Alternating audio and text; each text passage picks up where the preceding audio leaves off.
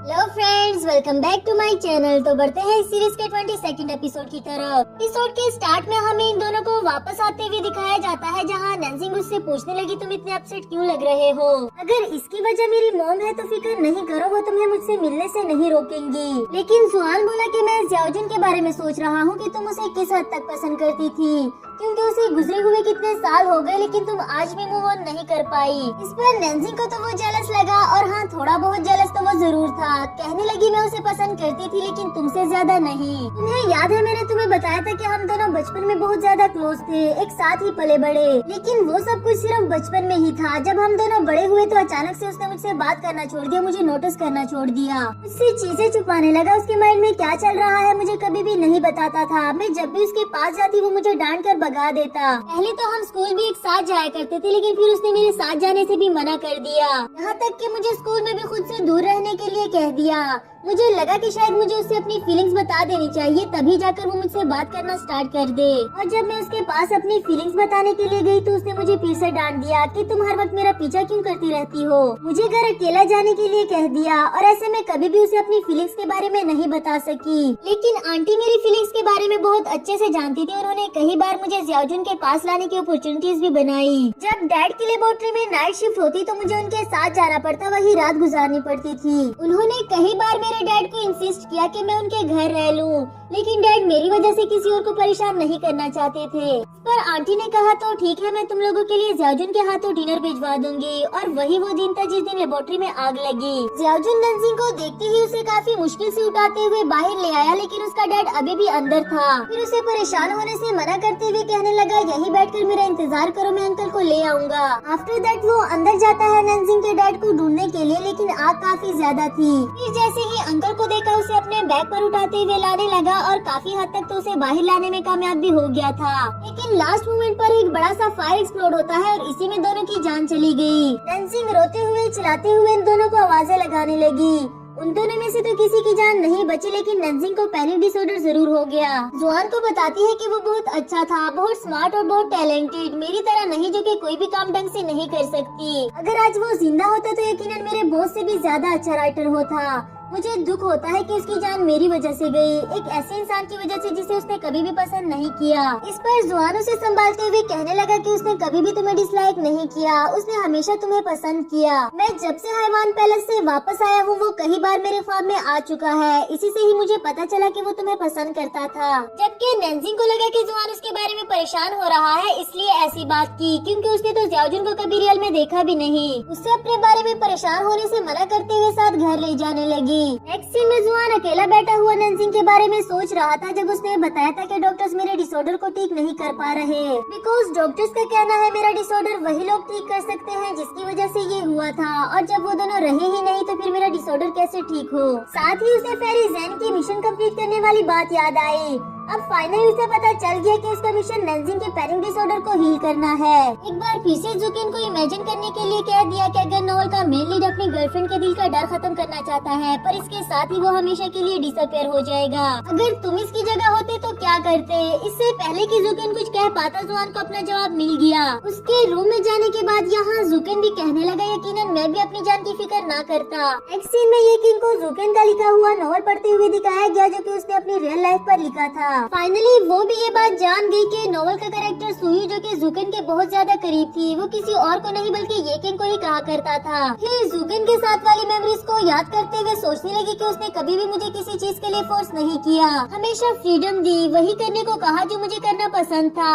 शायद अब मिस येकिन के लिए भी अपनी फीलिंग्स को छुपाना मुश्किल हो रहा है। नेक्स्ट सीन में नैन्सिंग को दिखाया गया, जो कि सुबह सुबह ही जुआन का गुड मॉर्निंग वाला मैसेज देखकर काफी ज्यादा खुश हो जाती है। इसके बाद ऑफिस का सीन दिखाया गया, जहां नैन्सिंग अपना सारा काम फिनिश करने के बाद जुकिन से 2 दिन की लीव मांग रही थी, बिकॉज वैसे भी आजकल ऑफिस में ज्यादा बर्डन नहीं है। लेकिन जुकिन बोला बेहतर होगा तुम रिजाइन ही दे दो। ये सुनकर हमारी नैन्सिंग तो काफी ज्यादा शॉक्ड हो गई कि क्या हुआ अगर मैंने 2 दिन की छुट्टी मांग ली तो। वैसे भी ये हर एम्प्लॉय का हक है, जहाँ जुकेन उसे फुल टाइम ऑथर का कॉन्ट्रैक्ट पकड़ाते हुए कहने लगा कि तुम काफी अच्छा लिख लेती हो, अब इस पोस्ट के लिए तुम्हें असिस्टेंट की पोस्ट तो छोड़नी ही पड़ेगी। नैनजिंग इतनी ज्यादा एक्साइटेड हो गई थी कि जुकेन इस पर सिग्नेचर करने से पहले उसे इस बारे में सोचने के लिए बाहर भेज देता है। दूसरी तरफ जुआन को दिखाया गया जो कि आंटी से मिलने के लिए आया है, जहाँ वो डांस क्लासेस दे रही थी। उन्हें बताता है कि मैं आपसे कुछ जरूरी बात करना चाहता हूँ। वैसे तो वो पहले से ही जानती थी कि जुआन उसे क्या बात करना चाहता है। कहने लगी मैं तुम दोनों की रिलेशनशिप के अगेंस्ट नहीं हूँ, लेकिन माँ होने के नाते मेरा भी कुछ फर्ज बनता है। अगर तुम्हारा फ्यूचर के बारे में कोई प्लान नहीं है तो मैं अपनी बेटी का हाथ तुम्हारे हाथ में कैसे दे दूँ।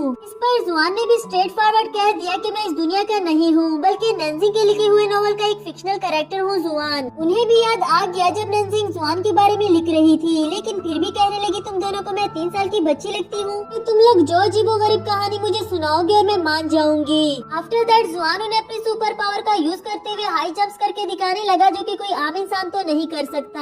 अब आंटी को भी उसकी बात का यकीन आ जाता है और जुआन बताने लगा कि मैं यहाँ नैन्जिंग के डिसऑर्डर को हील करने के मिशन पर आया हूँ, इसमें मुझे आपकी हेल्प चाहिए। उन्होंने बताया कि डॉक्टर के अकॉर्डिंग ये डिसऑर्डर वही ठीक कर सकता है जिनकी वजह से ये हुआ था। उसके डैड और ज़ियाओजुन तो रहे नहीं, फिर कैसे ठीक होगा। इस पर जुआन बोला कि ये डिसऑर्डर उन दोनों की वजह से नहीं बल्कि नैन्जिंग की वजह से है। अगर हम उसका डर खत्म कर दे तो हमेशा के लिए उसकी जान इस पैनिक डिसऑर्डर से छूट जाएगी।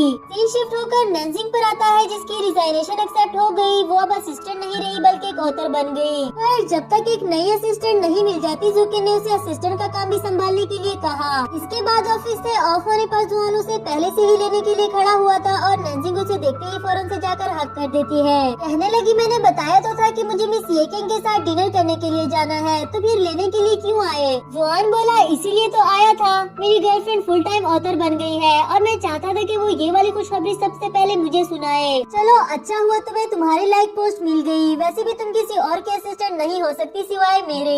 नैन्जिंग भी इस बात से हैप्पी थी, लेकिन अब पोस्ट बड़ी हो गई है तो यकीनन बर्डन भी बढ़ जाएगा। फिर दोनों ही बातें करते हुए वहाँ से जाने लगे। नेक्स्ट सीन में हमें नैन्जिंग को येकेंग के साथ डिनर करते हुए दिखाया गया और उसके ऑथर बनने की खुशी में उसकी फेवरेट डिशेस बनवाई थी। नैन्जिंग बताती है कि मैंने कभी सोचा भी नहीं था कि मैं ऑथर बन जाऊंगी, मेरा तो सबसे बड़ा ख्वाब भी असिस्टेंट बनना ही था। लेकिन सच कहूँ तो मुझे राइटिंग करने की इतनी ज्यादा मोटिवेशन सिर्फ आपकी वजह से मिली। खैर नैन्जिंग का ख्वाब तो पूरा हो गया है, अब वो येकेंग से भी उसका ख्वाब पूछती है, जिस पर वो कहने लगी कुछ ज्यादा नहीं, मैं अपने ड्रीम बॉय का ड्रीम पूरा करना चाहती हूँ। यानी कि वो जुकेन की बात कर रही थी और यहाँ नैन्जिंग भी उसकी बात समझ गई। फिर नैन्जिंग उसे मोटिवेट करते हुए कहने लगी कि पहले मुझे भी बहुत डर लगता था अपने प्यारों को खोने से, लेकिन अब सोचती हूँ कि दो लोग एक साथ रहे, हर चैलेंज को फेस करे, फिर क्या हुआ अगर एंडिंग थोड़ी सी बुरी हो। इस बात का इतना रिग्रेट नहीं होना चाहिए और वैसे भी एंडिंग का किसको पता। नेक्स्ट सीन में नैन्जिंग और जुकेन एक साथ बैठकर काम कर रहे थे और जुआन उसके लिए खाने को लेकर आता है, लेकिन जुकेन को खाने नहीं देता। वैसे तो जुआन का यहाँ पर कोई काम नहीं था, लेकिन अपनी गर्लफ्रेंड को उसके साथ अकेला नहीं छोड़ना चाहता, इसलिए पीछे ही बैठकर उस पर नजर रखने लगा। जब जुकेन अपने टैलेंट की बात करता है तो जुआन उस पर हंसने लगा, लेकिन दिखा ऐसा रहा था जैसे वो कॉमिक देखकर हंसा हो। एंड जब वो यहाँ से शिफ्ट होने की बात करता है तो जुआन फौरन से आकर पूछने लगा जल्दी बताओ कब शिफ्ट हो रहे हो, जबकि नैन्जिंग उसे इशारों में खामोशी से बैठे रहने के लिए कहती है। आफ्टर दैट नैन्जिंग ने जुकेन को बताया कि आज मैं मिस येकेंग के साथ डिनर करने के लिए गई थी और वो मुझे आपके बारे में काफी ज्यादा कंसर्न लगी, आपको उससे बात करनी चाहिए। इस पर जुकेन बोला कि मैं तब तक उसकी तरफ लौट कर नहीं जाऊंगा जब तक मेरा ये चिल्डिश बिहेवियर चेंज ना हो जाए। अगर इस दौरान वो किसी और की हो गई तो मैं उसे इसकी चॉइस समझकर भूल जाऊंगा। ये कहकर जुकेन वहाँ से चला जाता है और जुआन इसकी तरफ आते हुए कहने लगा लेकिन तुम्हारी चॉइस नहीं बदलनी चाहिए, समझी तुम। इस पर नैन्जिंग भी उसे हक करते हुए कहने लगी हाँ मैं अच्छे से समझ गई हूँ। अगली सुबह नैन्जिंग डोर नॉक करते हुए जुकेन को ऑफिस जाने के लिए कह रही थी और यहाँ जुआन उसके लिए डोर ओपन करते हुए कहने लगा तुम्हें ऑफिस जाने की कुछ ज्यादा जल्दी नहीं। उसका ब्रेकफास्ट देते हुए कहने लगा ये तुम्हारे लिए है, किसी से भी शेयर मत करना। वैसे वो जुकेन की बात कर रहा था। फिर ऑफिस जाने से पहले उसे गुड बाय किस करने के लिए कहता है और नैन्जिंग उसे चिढ़ाते हुए किस करने के बजाय चिपस्टिक लगाने लगी। जुआन उसको जोरों से हक कर देता है जैसे उसे ये मौका फिर कभी भी नहीं मिलने वाला। फिर दोनों ही ऑफिस जाने से पहले एक दूसरे को हार्ट पास करने लगे और ये करते हुए दोनों काफी ज्यादा फनी लग रहे थे। नेक्स्ट सीन ऑफिस का दिखाया जाता है जहाँ येकेंग जुकेन के असिस्टेंट बनने के लिए आई थी और नैन्जिंग उसका इंटरव्यू ले रही थी। नैन्जिंग ने भी उससे वही सवाल सवाल पूछे जो इंटरव्यू के दौरान उससे ये किंग ने पूछे थे एंड ये किंग ने बिल्कुल वैसे ही जवाब दिया जैसे इंटरव्यू के दौरान नैनजिंग ने दिया था। फाइनली उसे जॉब के लिए सेलेक्ट कर दिया गया। फिर जुकिन को सरप्राइज देने के लिए उसे जुकिन के पास लेकर जाती है। वो भी इसे अचानक से देखकर काफी ज्यादा हैरान हो गया और इसी के साथ हमारा ये वाला एपिसोड भी खत्म हुआ।